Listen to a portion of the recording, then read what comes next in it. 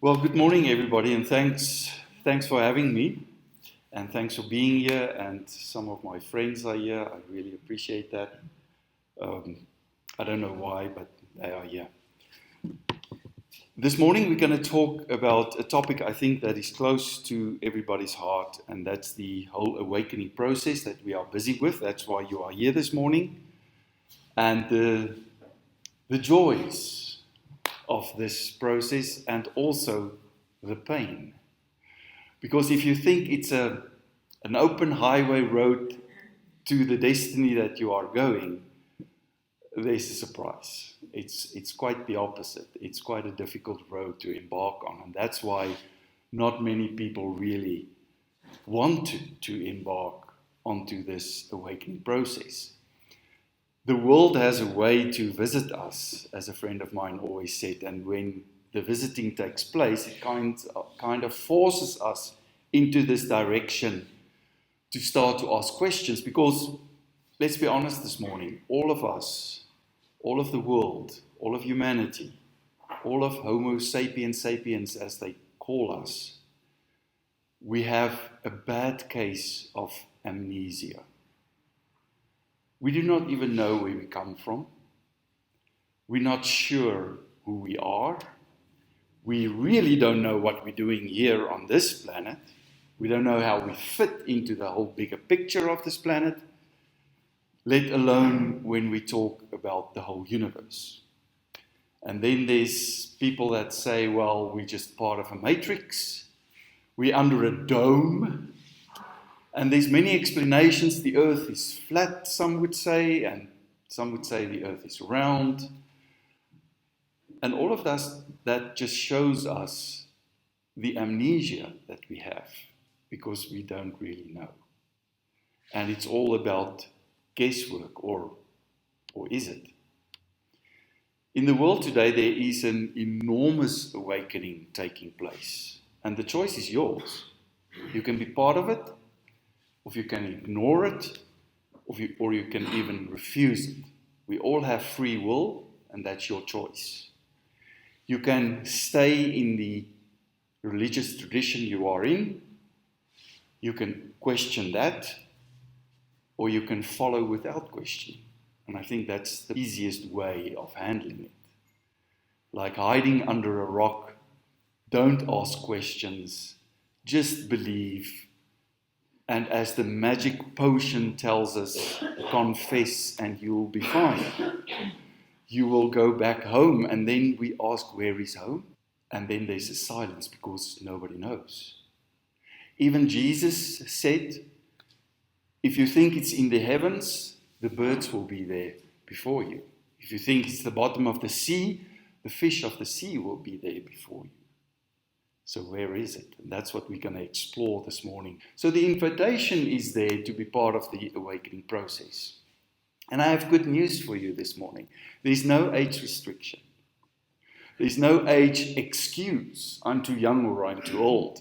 I get some people saying to me, I wish I knew all these stuff 50 years ago. No, now is the right time. There's no gender.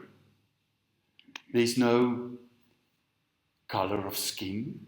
What are all these divisions that we have in the world? Language, culture, religion, and all these things that we think is a prerequisite that we should have before we can embark on a true awakening process.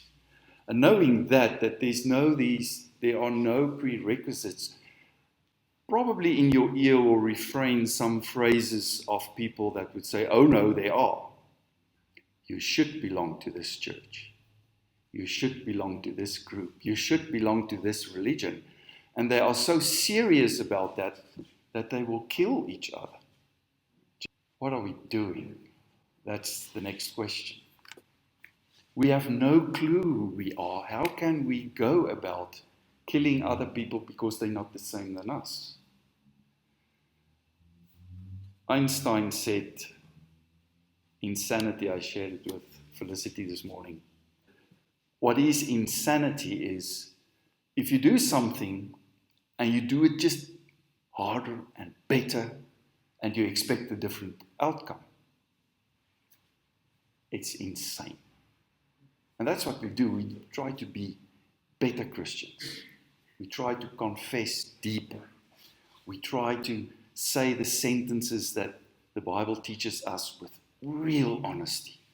And then we will have a different outcome. Then we will remember. And yet it doesn't happen.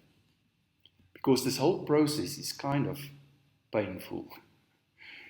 In the Gospel of Thomas, the first verse, Jesus says the following words. He says, "Whoever finds the interpretation of these sayings will not taste death." Now that's a theme that you can find in all the Gospels. In John 8, verse 51, "I tell you, whoever obeys my words will never see death."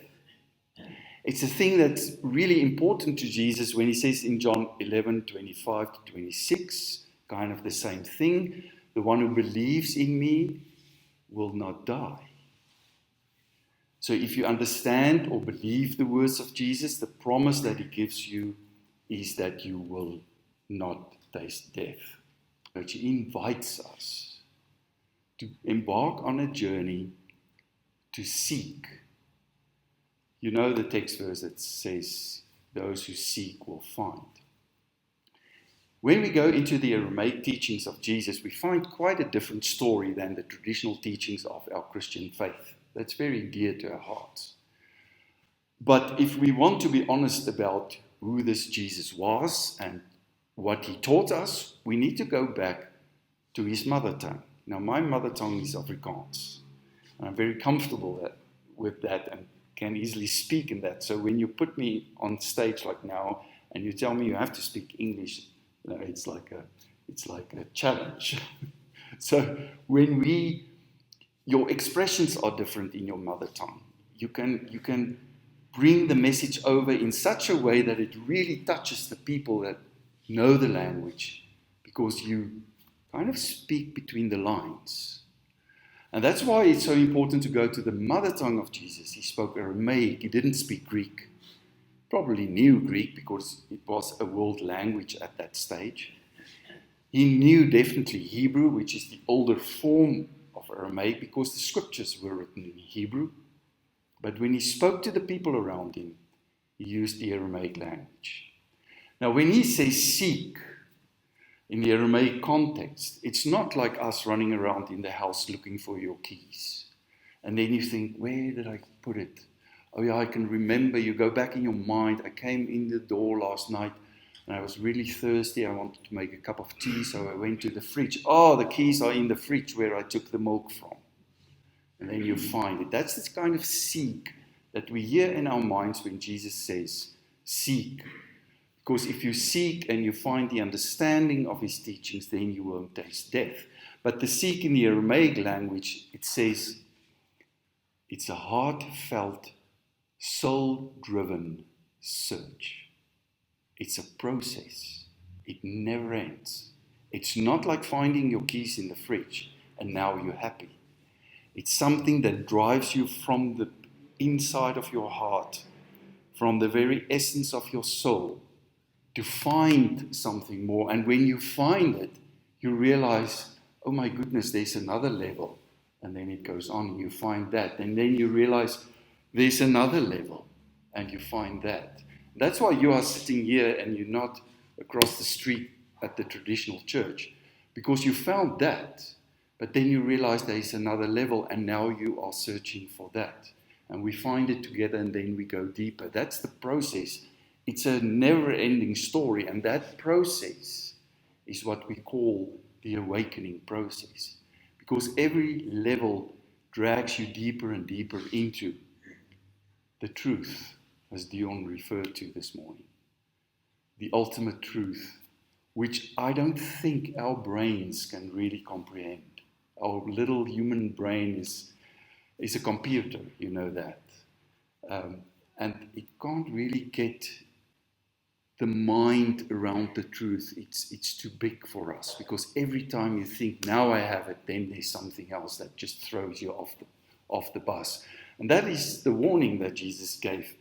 Just in the next verse of the Gospel of Thomas, he says, and you will be dismayed. And that's the pain that we're talking about. So when we find some truth during this seeking process, during this desire that drives us to get to the truth or the story behind the story, Jesus says, you will be dismayed. And what does dismay in the Aramaic language means? You will be challenged and you will be shaken to your core. People are scared. That's why they don't do this. Because who of us will choose to be shaken to our core? All of us probably have been, either through death or a bad human life experience that shook your life and that put you on a different journey or a different seeking or a different finding. So when Jesus says, be prepared, you will be shaken to your core and you will be challenged. That challenge and that shaken to our core is all these questions that we ask about this life that we live, this planet that we find ourselves on.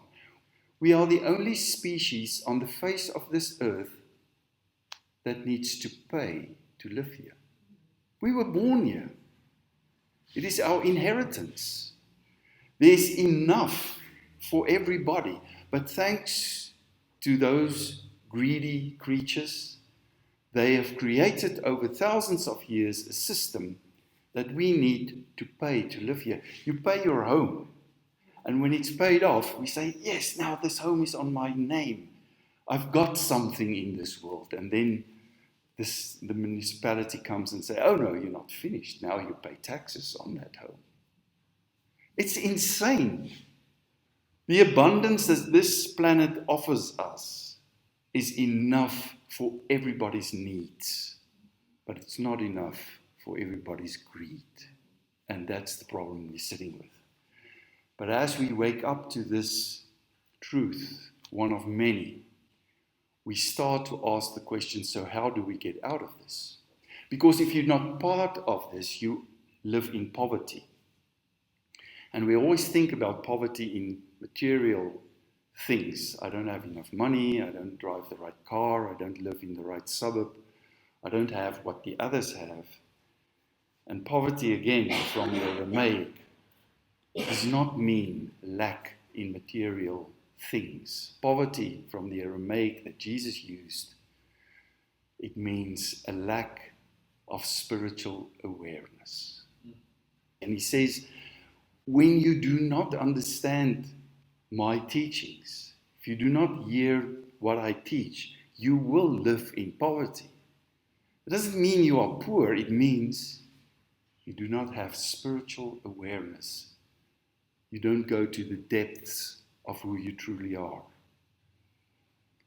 And this way, the journey opens up to us. Because there's a promise that Jesus repeats in this Gospel of Thomas, but also Matthew 19, verse 30, you always wanted to, where does this stand in the Bible? You know, where do we read this in the Bible? So now I give it to you. Matthew 19, 30.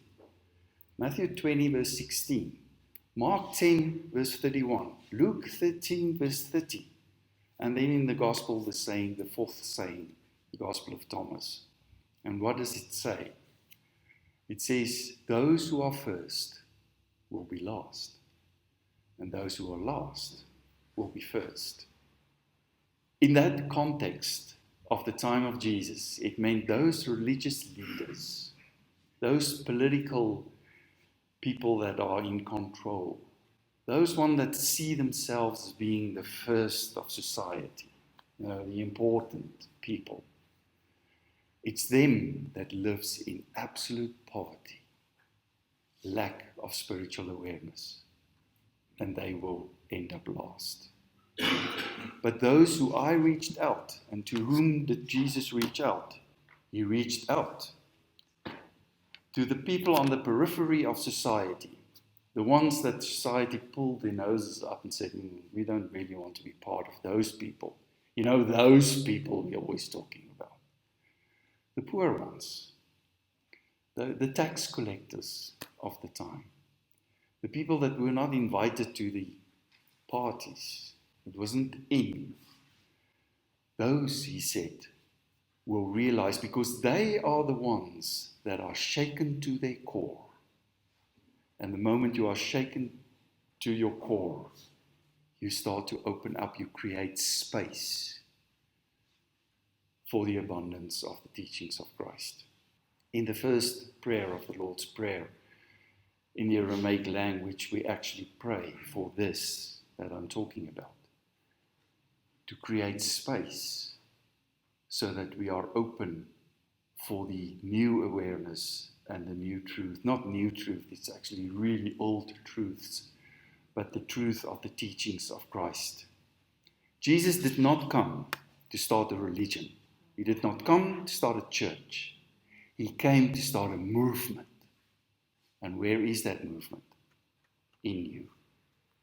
And a movement is never easy. There's joys and there are pains. A movement forces you to develop, to become more and more aware. Transfiguration that Dion spoke of. A movement transfigure you into the new being of light. And that is who you are. You are a being of light, having a human experience. That makes sense. Beings of light, having a human experience. And we come to that knowledge. Everything we need is in his teachings. And I think that is the key to open it up for us in our culture, in our way of life, in the West, as we want to call it. May it be the North, West, South, or East. You have the opportunity, and that's why I came here this morning, to bring this invitation in the words of Jesus, in the Gospel of Thomas, the first verse that he says, if you understand me, if you really get what I said from the Aramaic, you will not taste death. And may all of you never taste death. Thank you.